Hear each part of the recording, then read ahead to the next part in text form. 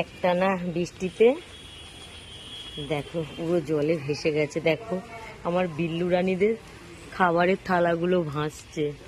আর ওই দেখো মিনুর মা আসতে পারছে না জলের জন্য। এই যে জল কি করে আসবে, কি করে আসবি এই মিনু? ওই দেখো ও আসার রাস্তা খুঁজছে, কোথা থেকে আসবে। দেখো বাইরে পুরো ভেসে গেছে জলে, সমস্ত আমার গাছপালা সব ডুবে গেছে। দেখো সব ডুবে গেছে, জলে জলে ভরে গেছে। এই দেখো এরা নেবেও নামতে পারছে না। এই জলে যাস না। দেখো ওই যে ওদের মা, ওই যে আসতে পারছে না জলের ঠেলায়। এত জল আছে যে আসতে পারছে না, আসার চেষ্টা করছে। দেখো সব ভাসছে, চেষ্টা করছে, দেখো যেতে পারছে না। কোথা থেকে যাবে বুঝতে পারছে না। এ কোথা থেকে যাবে ওদিকে বুঝতে পারছে না, আর ওর মা কোথা থেকে আসবে সেটাও বুঝতে পারছে না। দেখো কারণ জলে থই থই করছে সব।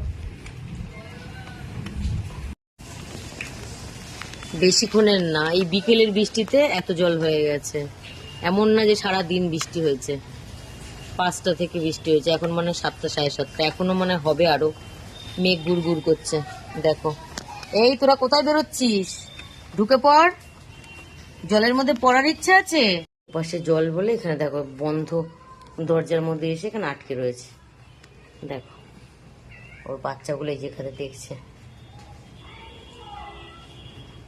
মিনু বাইরে যা, এখানে গিরিলে লেগে যাবে, বাইরে যাও মিনু, বাইরে যাও, লেগে যাবে, বাইরে যাও।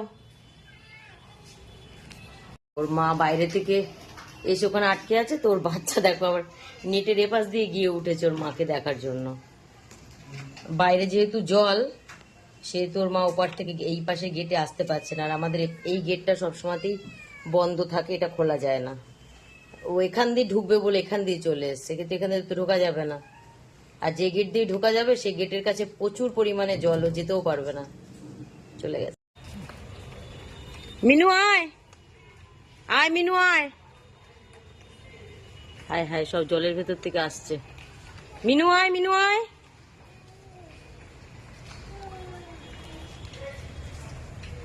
আয় আসো, চলে আসো, জলের ভেতর দিয়ে আসতে পারছে না গো। আয় এই চলে এসছে একজন।